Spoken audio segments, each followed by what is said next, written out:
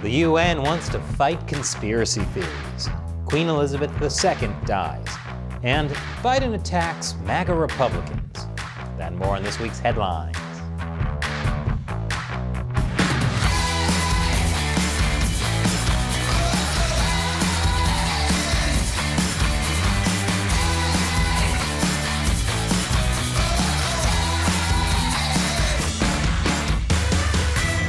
Welcome to America Uncovered. I'm Chris Chappell.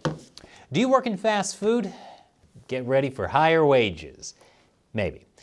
On Monday, California Governor Gavin Newsom signed the Fast Food Accountability and Standards Recovery Act into law. The law will create a fast food council that will set safety standards in restaurants with at least 100 locations around the country, and possibly set fast food workers' minimum wage at $22 an hour in California. The Fast Food Council will have a pretty clear hierarchy since it will consist of a colonel, a mayor, and a king.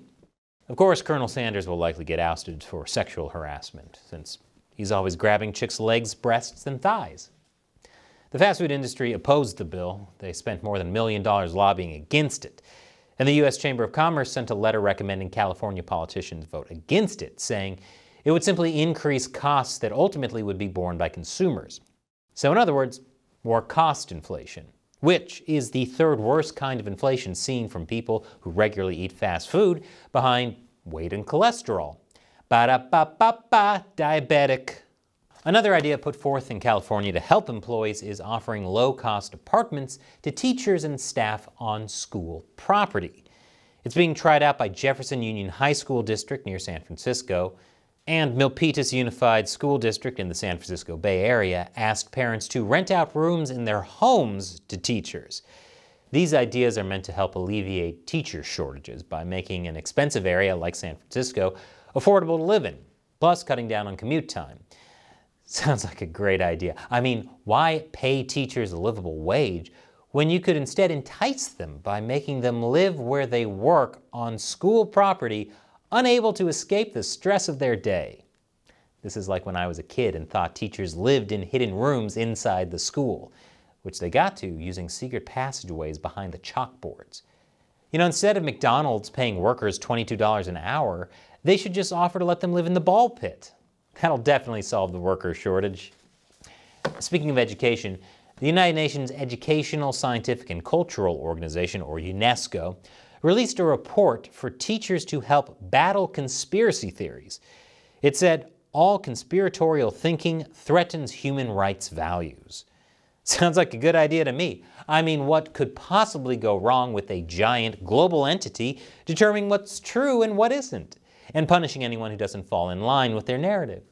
I actually read a really fun, lighthearted comedy about something like that. It was called 1984. This anti-conspiracy theory report received backlash from free speech advocates. Also, this move by UNESCO will likely only help conspiracy theories.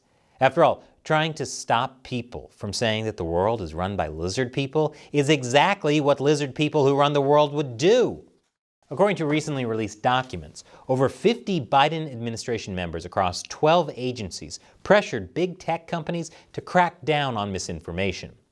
And we'll probably get some more of these documents soon, because a Louisiana judge just ordered the Biden administration to turn over emails from White House Press Secretary Karine Jean-Pierre and Dr. Anthony Fauci to social media platforms about misinformation and potential censorship on the sites. This misinformation pertained mostly to COVID-19. You know, that thing where a lot of stuff that was considered misinformation 2 years ago is now considered credible? Look, I think there's a simple solution here. Instead of authorities declaring themselves in charge of determining what is or isn't true, can we all just educate the masses to assume that everything they see on social media is false? More after the break. Welcome back. Former President Donald Trump's request for an independent third-party special master was granted by a judge this week. This special master's role will be to look over the documents seized by the FBI during their raid of his Mar-a-Lago home. They'll determine if any are protected by executive privilege or attorney-client privilege. This will slow down the Department of Justice's investigation into Trump, since the judge ruled they couldn't use any of the seized materials in their criminal investigation until the special master completed their review. Of course, the DOJ is now appealing that decision, which means this story will drag on in the news, possibly for months. Forget this being a win for Trump. This is a win for ratings. Sweeps month, here we come. According to reports, Speaker of the House Nancy Pelosi is interested in becoming the U.S. ambassador to Italy should Democrats lose the House in the upcoming midterm elections. The U.S. hasn't had an ambassador to Italy since January of 2021. Pelosi spokesman Drew Hamill denied these reports, but it makes sense. After all, the drivers in Italy are insane, reckless, and a danger to everyone on the road. So her husband Paul Pelosi would fit right in. Legislators in Congress returned to Washington this week after the August recess. Their first order of business is to work out a short-term spending bill to avoid a government shutdown when funding expires on September 30th. Wait, the government is going broke, and they took the entire month of August off?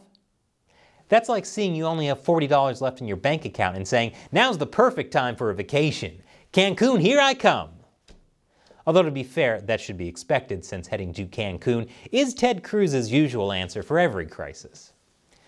So Democrats and Republicans are set to debate over money, which would be a challenging enough debate on its own, but Congress always likes to squeeze in completely unrelated items into spending bills. It's a way to get things passed when they'd be hard to get passed as standalone bills. This time, Democrats are reportedly considering including protection for gay marriage in the funding bill. After the Supreme Court overturned the Roe v. Wade abortion ruling, Supreme Court Justice Clarence Thomas indicated gay marriage should potentially be reconsidered as well. Gay marriage is also a Supreme Court ruling, not a law.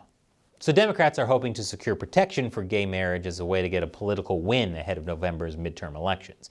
This is a gamble for Democrats, though, as it could potentially stall all compromise with Republicans and risk a government shutdown. Now look, I understand wanting to legislate gay marriage instead of relying on the Supreme Court. But I hate how nothing ever gets done in Congress because every bill has a bunch of other random stuff attached to it. You hear a story about how the Don't Eat Puppies bill was voted down by Republicans and think they're monsters. But then you learn they voted it down because there was a section that allocated $40 billion in anti-racist training for pandas. Which is ridiculous. How can pandas be racist? They're black and white. And stupid. One reason bills often have other things shoved into them is because of limited floor time for legislators to debate issues. You know, that's an easy fix, though. You could easily get a bunch more time to work if you stopped taking month-long vacations. Speaking of fun vacation spots, Russia. That's an actual image of a Russian winter. Who wouldn't want to spend time there? Well, I'll tell you who's not allowed to. Ben Stiller and Sean Penn.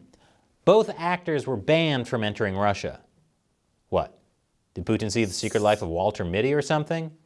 Is he punishing the actors for making him feel his own emotions for the first time? Probably. But officially, Stiller and Penn were banned for their support of Ukraine. They were added to a list of over 1,000 names on what Russia calls its stop list. This is a list of people, including politicians and even entertainers, not allowed to enter the country. That's rough. They're not allowed to enter this. They must be heartbroken. But you know who is welcome in Russia? Kim Jong-un. According to U.S. intelligence, Russia is attempting to purchase millions of rockets and ammunition from North Korea. Man, who could have possibly guessed that the brutal authoritarian dictator with no regard for human life would align himself with a brutal authoritarian dictator with no regard for human life? The only thing I'm shocked about is that these two aren't already drinking buddies. Although I guess it's not that shocking, since drinking with Putin is never great for your health. Speaking of world leaders and poor health, Queen Elizabeth II of England passed away this week. She was 96. Her cause of death was being 96.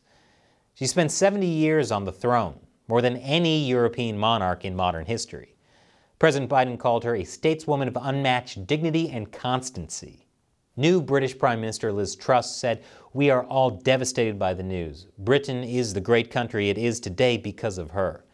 And Prince Charles said, "It's about bloody time." This is very sad, partly because Elizabeth had such a long historic reign, but mostly because this is going to make for such an anticlimactic ending to the crown. She just died right in the middle of all the Meghan Markle drama? This is such lazy writing. To all our viewers in the United Kingdom and the Commonwealth countries, my condolences. And to all our Irish viewers, keep it down in there. And after the break, Biden attacks MAGA Republicans. Welcome back. According to a CBS News poll, a majority of the Americans surveyed thought political violence in the U.S. will increase over the next few years, and that America would become less of a democracy. Republicans, especially Trump voters, were actually more likely than Democrats in this poll to say that democracy would backslide. I can't imagine why Trump supporters would lose faith in the democratic process. Oh, maybe it could have something to do with that whole UN and Biden administration determining what is or isn't true. Or maybe it could have something to do with President Joe Biden calling their philosophy semi-fascism in his recent speech. What exactly is semi-fascism? Is that where you round up groups you don't like but the trains are not on time? Instead of concentration camps, you send them to fat camps? Or you grow an even tinier mustache? Biden had other harsh words to say about MAGA Republicans. The MAGA Republicans don't just threaten our personal rights and economic security. They're a threat to our very democracy. They refuse to accept the will of the people. They embrace political violence. They don't believe in democracy. These and other remarks Biden made received backlash from the right. The Republican National Committee responded to accusations of Republicans being election deniers by posting a 10-minute clip showing prominent Democrats questioning the results of the 2000, 2004, and 2016 elections. You can run the best campaign, you can even become the nominee, and you can have the election stolen from you. Because remember, kids, anytime the person you voted for lost, it's because the election was stolen. Biden later tried walking back some of his statements, saying, "Come on, guys, look, you keep trying to make that case. I don't consider any Trump supporter to be a threat to the country." Yeah, I mean, how could anyone think him saying they're a threat to our very democracy meant that he thought they were a threat to our very democracy? So Biden backpedaled on calling MAGA a threat to democracy. Until on Monday, he once again said they were destroying democracy. But this time, he made the distinction that it was just Trump supporters and not all Republicans. He said not every Republican is a MAGA Republican. Not every Republican embraces that extreme ideology. But the extreme MAGA Republicans in Congress have chosen to go backwards, full of anger, violence, hate, and division. I've been able to work with mainstream Republicans my whole career. So he's saying Republicans are violent extremists that are a threat to this very nation, except the ones he likes. So that's progress, I guess. And this was all before a leaked membership list from the Oath Keepers showed over 80 elected officials and many who are running for office were among its ranks. Hundreds of law enforcement officials and members of the military were also on the list. The Oath Keepers are considered by many to be a far-right extremist group, since they encourage their members to disobey rules they think would violate the Constitution.